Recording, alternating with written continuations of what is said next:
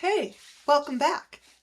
Last episode was about what changed in the world, civilization, the environment that doesn't fit how you were designed. Today, we're going to look at what's happening inside of you, because you have systems running right now that you don't even know about. And they're actually really well designed. So here's something most people don't realize. What you're aware of, your thoughts, what you're paying attention to, that's a tiny fraction of what's actually happening. Right now, your kidneys are working. Your cells are repairing themselves. Your immune system is doing its job. Well, hopefully. Do you feel any of that? No, you don't. It just happens. Most of what keeps you alive runs without your knowledge. So let's talk about what's running in the background. Your nervous system has two main modes. The first one is called parasympathetic. It's just your body maintenance system. In medical training, there's an acronym called SLUD, which stands for salivation, lacrimation, that means tears, urination, and defecation.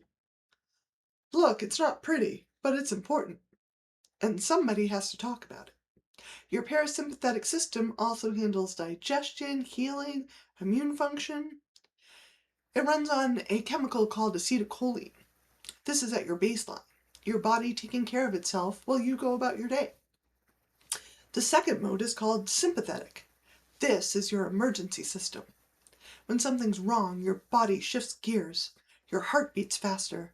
Digestion stops. It's not a priority right now. Blood goes to your muscles. This is where fight, flight, freeze, fawn, and flop come from. Your body getting ready to handle a threat.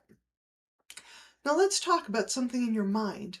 A psychologist named Carl Jung discovered what he called the shadow. And here's what's important. The shadow isn't necessarily bad. It's just the parts of yourself you can't see. Think about growing up. Certain parts of you got criticized by family, by teacher, by the world. You might have heard, "Don't be so cautious, stop worrying so much," or "You're too rigid." Those parts of you didn't go away. They went underground, into the shadow. And here's the thing. You can't see your shadow directly, but you can see it in what bothers you about others. Your pet peeves, the things that really get to you, a lot of times that's a mirror. For people like us, who value being responsible, the shadow often shows up as, people are reckless. No one thinks about the consequences. Everyone is irresponsible. Sound familiar? Here's the thing. The person who holds it all together is judging everyone else for not holding it together. But sometimes, late at night, that person wants to throw the whole plan out the window. That's not always accurate. That's often the shadow projecting what you can't see inside yourself.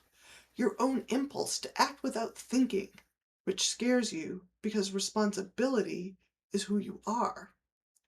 The pet peeve reveals the shadow. Of course it does. There's also a deeper layer. Beyond the shadow, there's a place where anger and resentment build up. Some people call it the demon. This is where real rage comes from, when you just stew on things, where your grudges live. Do you know that feeling? You might say, "I don't know what came over me. That wasn't like me," after you've done something awful. Or when someone's had too many drinks and says things they'd never normally say. That's this layer coming out without the usual filters. Now here's the important part. These systems, they made sense. They were a good design. In tribal life, they worked exactly right. Picture it. You're in a tribe. A predator shows up. Your emergency system kicks in.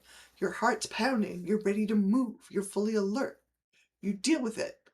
Fight it off. Run away. Or stay still. And then it's over. The predator leaves. Your system calms down. Back to baseline. That's how it was designed. The emergency ends. Hopefully, you live. And then normal life resumes. And the shadow, that rage piece, those were backups. Extra systems in case the normal ones weren't enough. Sometimes anger saves your life. Sometimes hiding part of yourself keeps you safe in a dangerous situation. These aren't problems with how you're built. They're survival features. You have backup systems because you needed them. So that's your survival design: conscious and unconscious, maintenance mode and emergency mode, shadow and deeper reserves. Systems running that you didn't know about. And in tribal life, they worked really well. But then things changed. Next episode, we'll see what happened when the emergency never got to end, when the shadow became a trap, when a good design became a problem. See you there.